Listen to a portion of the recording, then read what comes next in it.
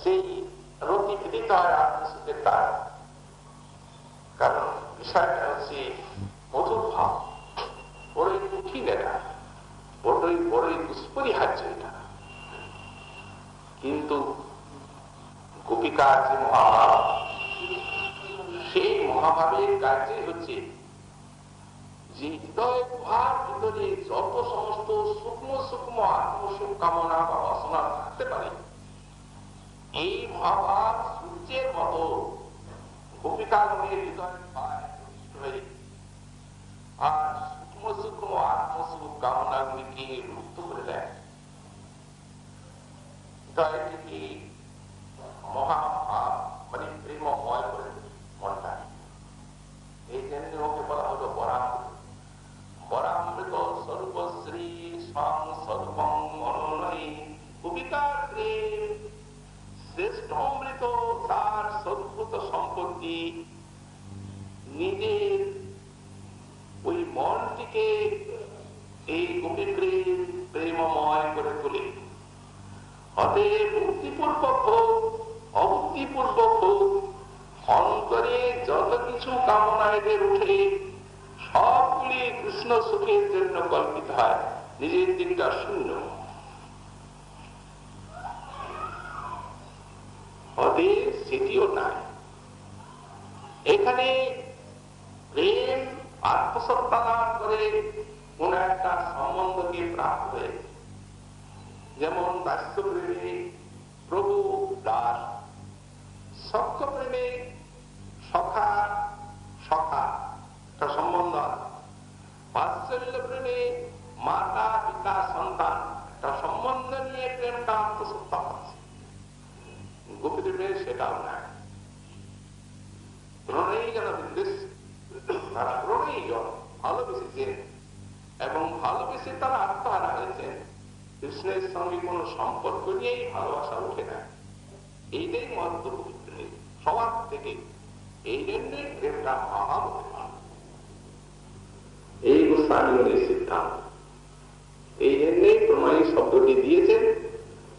আর এই ব্যাখ্যায় শ্রী বিদ্যাভূষণ পাদ লিখেছেন যে এই প্রজাঙ্গনা লক্ষিত, প্রজাঙ্গনা লক্ষণ এই স্নিগ্ধ ভক্তি, অতি স্নিগ্ধ হয়ে না, নিষ্কাম প্রেম, নির্মল নিষ্কাম।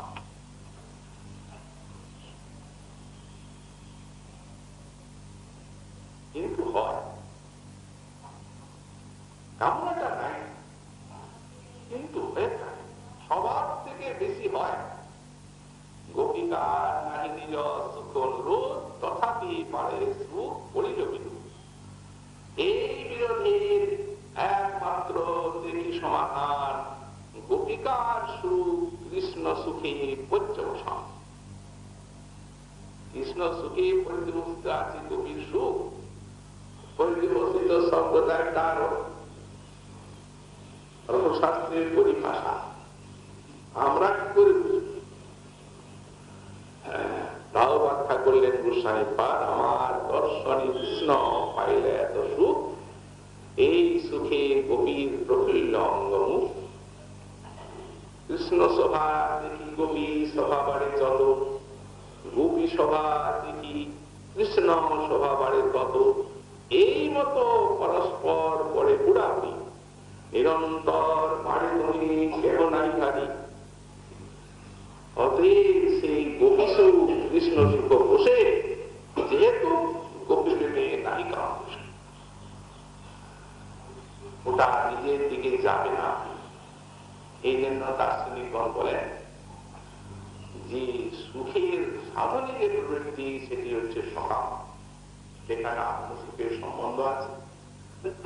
আর সাক্ষাৎ সুখে যে প্রবৃত্তি সেইটি নিষ্কাম হবে। এই দার্শনিক সিদ্ধান্তের উপরে এই গোপীপ্রেমের নিষ্কামতা সিদ্ধ হয়ে যায়। এটিকে স্বরূপোল্লাস বলা হয়, এটি আত্মসুখ নয়। বিষয়টা তো একটু কঠিন। মনে করুন সুখের সাধনায় প্রবৃত্তি আসছে, অর্থাৎ সুখ লাভের জন্য সুখের সাধনা করছে। কিন্তু যদি কেউ সাক্ষাৎ সুখকেই সেবা করে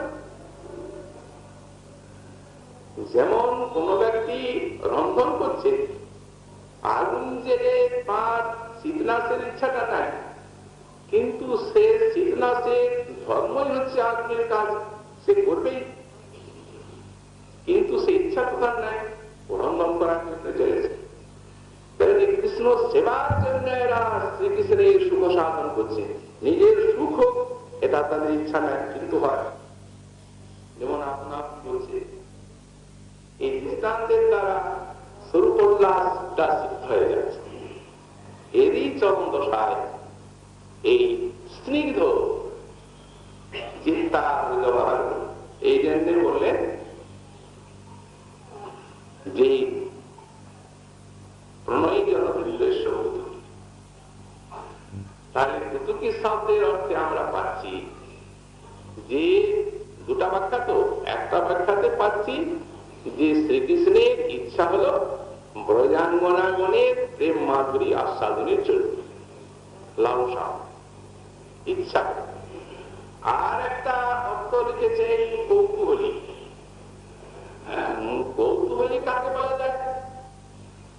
লোভনীয় বস্তু দেখে যে সেই বস্তু আস্বাদনের জন্য যে লুব্ধতা, তাকে কুতূহল বলা হয়। এইরূপ কুতূহল শব্দের ব্যাখ্যা আছে। লোভনীয় বস্তু দর্শনে যে সেটি আস্বাদন করার জন্য লোভ, এইটি কুতূহল। তো সেই লোকটি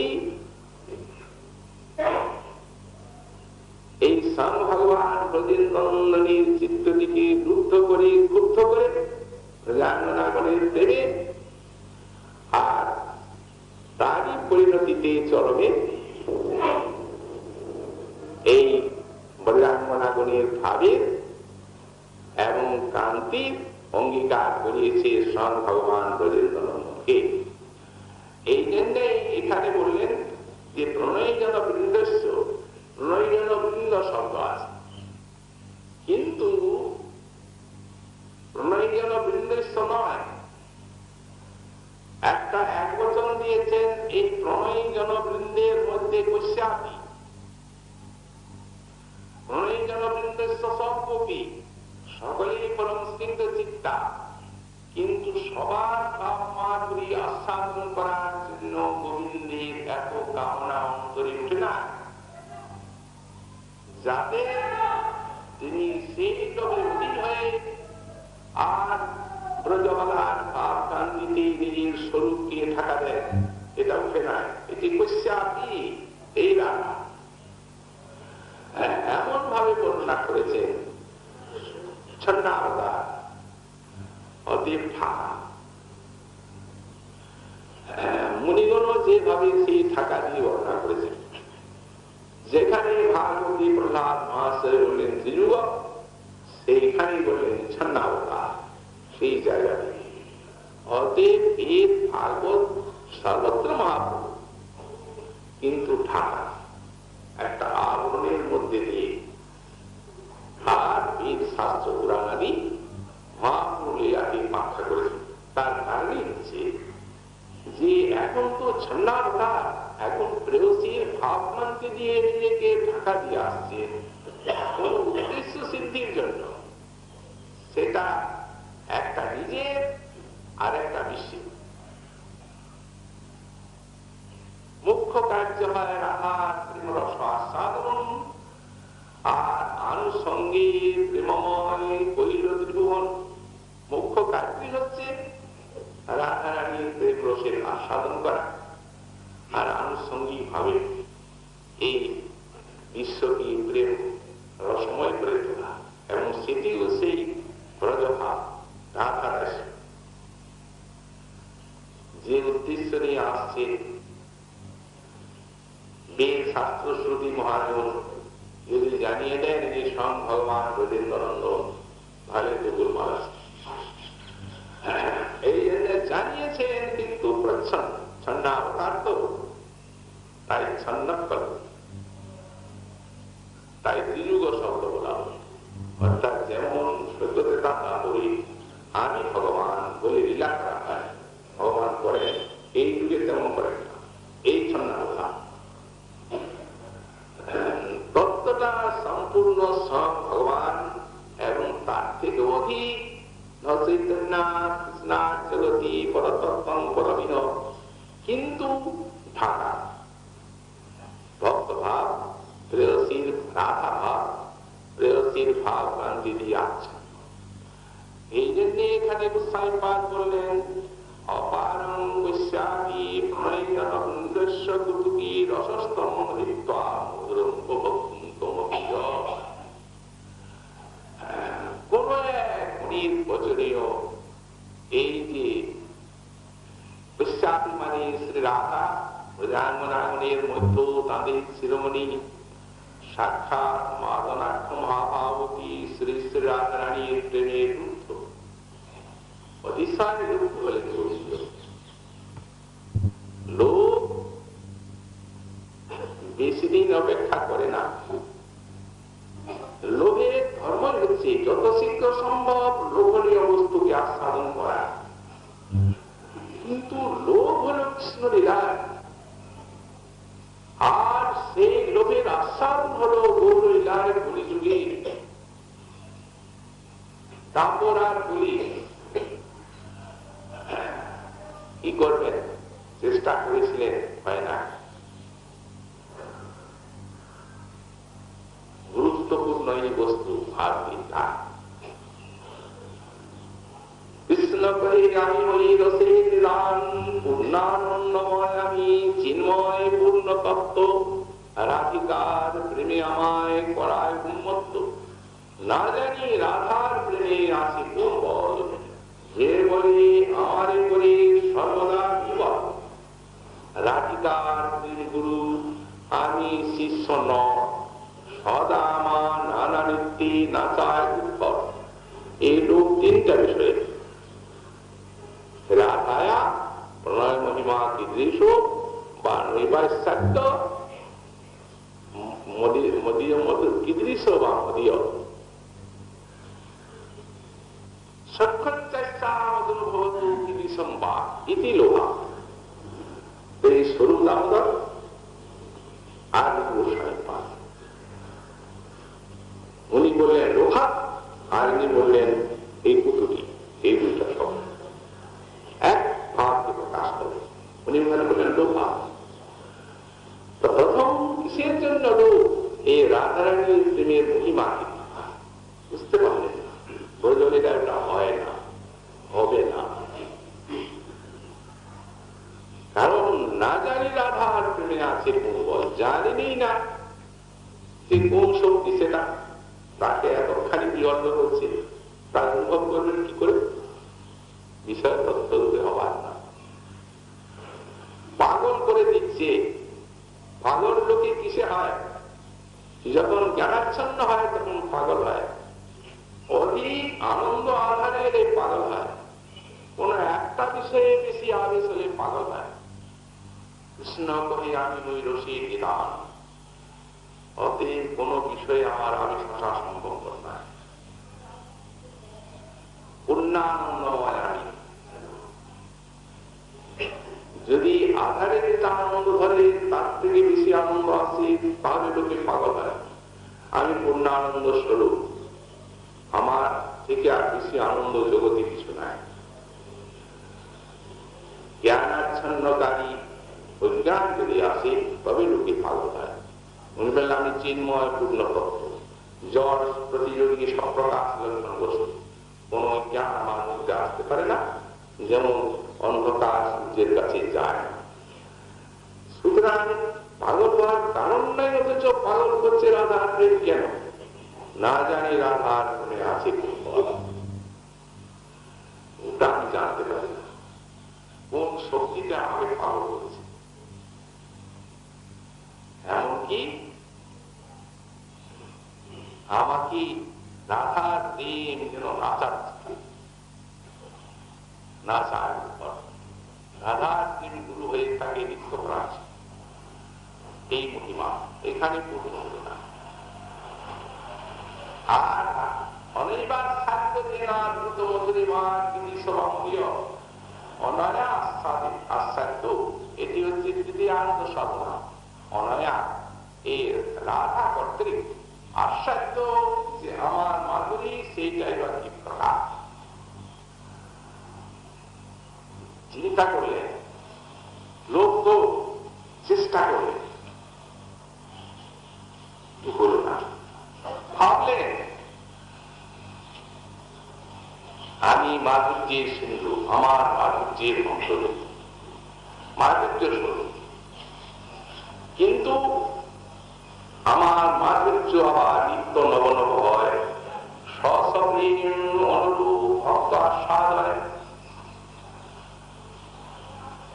আপন আপন প্রেমের অনুরূপ আস্বাদন করে থাকেন, কিন্তু সবটাকেও পারেন না।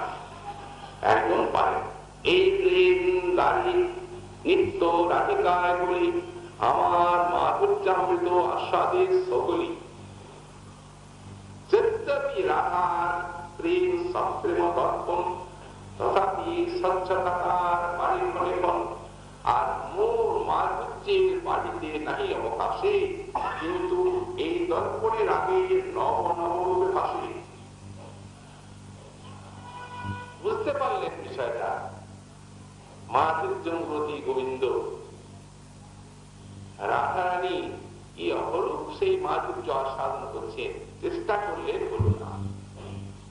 আর দ্বিতীয়টি, আমাকে আস্বাদন করে রাধার যে জাতীয় সুখ আছে,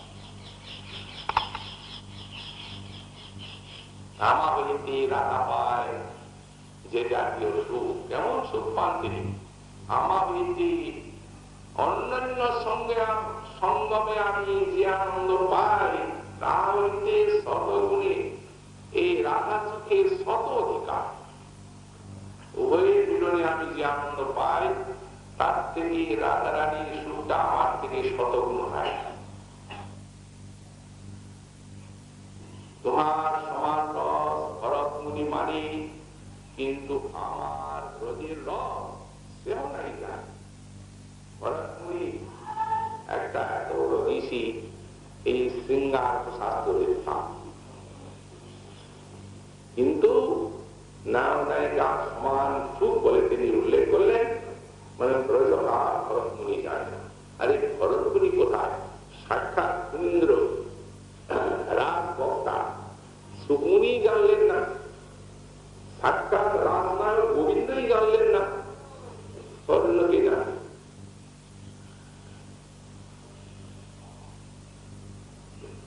রাধা সুখের শত অধিকার। অতএব চেষ্টা করলেন, বলো না, বিচার যদি আস্বাদন পায়, রাধিকা স্বরূপ হইতে তবে বন্ধায়। যদি ইচ্ছা করি, বিচার করি, আমি এই প্রেমের বিষয় তত্ত্ব আশ্রয় তো নয়, কৃষ্ণ করি আমি হই কেবল বিষয়, আর আশ্রয় জাতীয় সুখ পাইতে মন খায়। এই প্রেমটার বিষয় হয়ে যাচ্ছে একটা বিষয়, একটা আশ্রয়। অতএব আশ্রয় তত্ত্ব রাখা আমার বিষয় প্রেমে, যেহেতু এটি তো লোকটা হচ্ছে আশ্রয় বিষয়ক সুখটা পাওয়া, কিন্তু সেটি পাওয়ার উপায় নেই। এখানে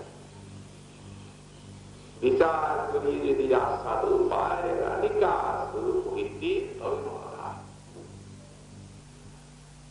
এই হচ্ছে স্বয়ং ভগবান ব্রজেন্দ্র নন্দনের এই রাধারানীর ভাব কান্তিতে নিজেকে আচ্ছন্ন করার বীজ।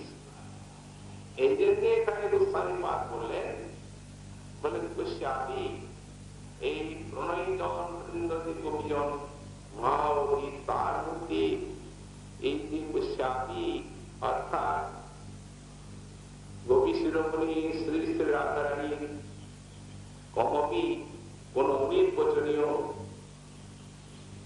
এই যে মধুর ভাব, সেই মধুর রসজাতীয়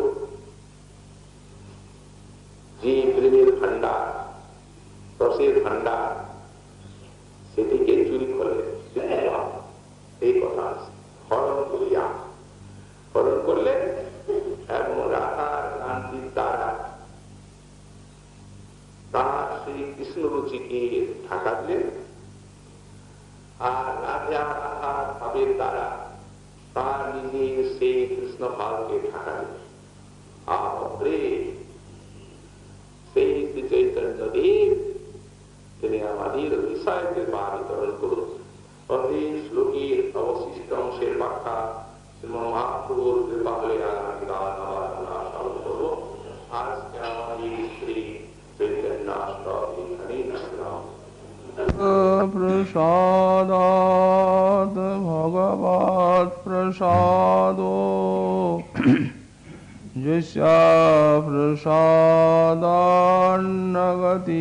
কুতোপি ধ্যায়ুং স্তুবং তস্য যশস্ত্রী সন্ধ্যাম বন্দে গুরৌ শ্রীচরণারবিন্দম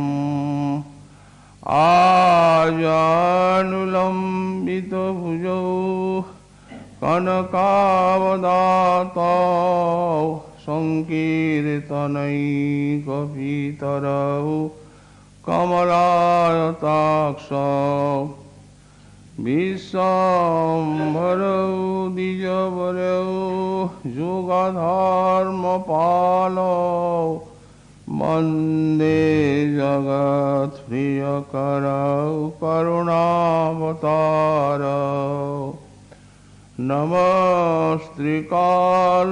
নমস্ত্রীকালসত্যায় জগন্নাথসুতায় চ সবৃতায় সপুত্রায় সকলত্রায় তে নমঃ বর্হাপিরাভিরামং মৃগমদতিলকং কুণ্ডলাক্রান্তগণ্ডাম পঞ্জাক্ষং কম্বকণ্ঠং স্মিতসুভগমুখং স্বাধুরিন্নস্তবীনুম শ্যামং শান্তং ত্রিভঙ্গং রবিকরবসনং ভূষিতং বৈজয়ন্ত্য়া বন্দে বৃন্দাবনস্থং যুবতী শতবৃতং ব্রহ্মগোপালবেশম তপ্ত কাঞ্চন গৌরঙ্গী রাধে বৃন্দাবনেশ্বরী বৃষভানুসুতে দেবী তং নমামি হরিপ্রিয়ে মূকং করোতি বাচালং পঙ্গুং লঙ্ঘয়তি গিরিম যৎকৃপাতমহং বন্দে পরমানন্দমাধবম বংশাকল্পতরুভ্যশ্চ কৃপা সিন্ধুভ্য এব চ পতিতানাং পাবনেভ্যো বৈষ্ণবেভ্যো নমো নমঃ হরি ভক্তি পরাজিত হরিনাম পরায়ণা দুর্বৃত্তা বা সুবৃত্তা বা তিসং নিত্যং নমো নমঃ নম ধর্মায় মহতে নমো কৃষ্ণায় বেধসে ব্রাহ্মণী নমস্কৃত ধর্মান বক্ষ্যে সনাতনাৎ নারায়ণং নমস্কৃত নরং চৈব নরোত্তমং দেবীং সরস্বতীং ব্যাসং ততো জয়মুদীরয়েৎ জয় রূপ সনাতন ভট্ট রঘুনাথ শ্রীজীব গোপাল ভট্ট দাস রঘুনাথ এই ছয় গোসাইর করি চরণ বন্দন হইতে বিঘ্ন নাশ অভীষ্ট পুরাণ দুর্গমী পথিমেন্দস্য স্খলৎপাদ গতির্মুহু সকৃপা যষ্টিধানেন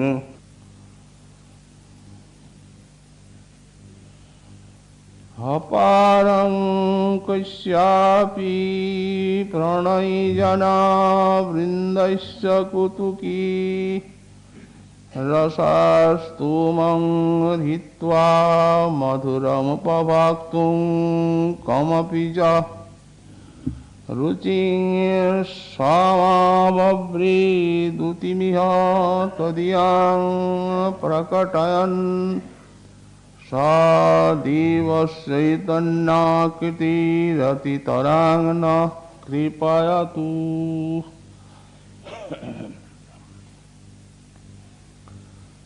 কলিপাবনাবতার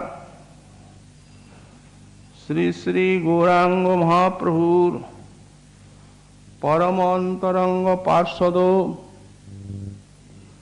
পরম পূজ্যপাদ শ্রী শ্রীল রূপ গোস্বামী চরণ তাঁর শ্রী শ্রী স্তবমালা গ্রন্থে শ্রী চৈতন্যাষ্টকে তৃতীয় সংখ্যক শ্লোকে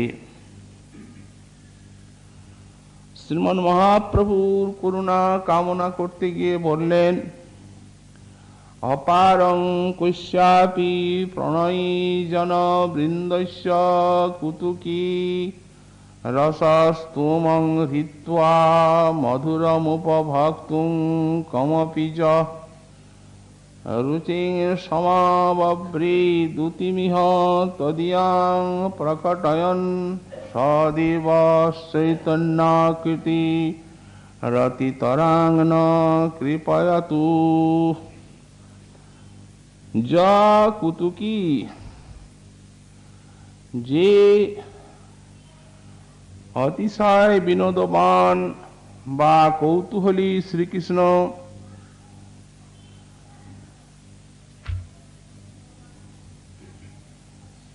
কস্যাপি প্রণয়ীজন বৃন্দস্য কমপি মধুরং রসস্তমং হৃত্বা। প্রণয়ীজন বৃন্দস্য অর্থাৎ ব্রজাঙ্গনাগণীর মধ্যে কস্যাপি কাহারও কমপি মধুরং রসস্তমং হৃত্বা, কোন অনির্বচনীয়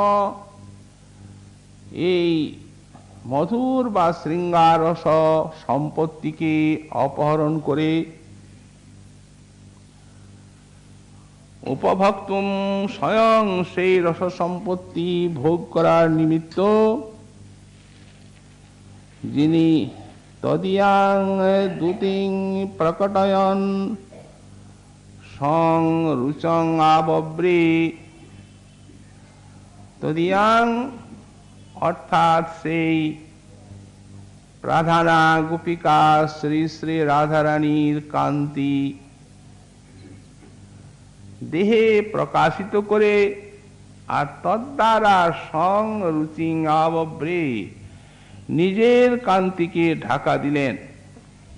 সদেব চৈতন্যাকৃতি রতিতরাঙ্গন কৃপয়াতু, সেই শ্রীকৃষ্ণ চৈতন্যদেব তিনি আমাদের প্রতি অতিশয় করুণা বিতরণ করুন।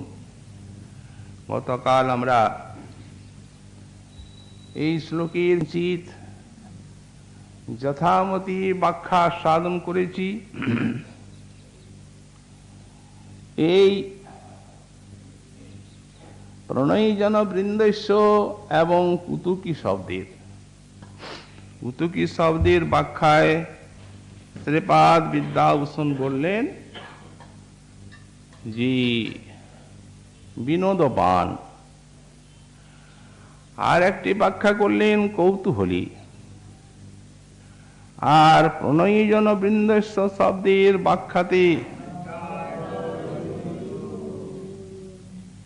তিনি লিখলেন ব্রজাঙ্গনা লক্ষণস্য স্নিগ্ধ ভক্ত নিচয়স্য।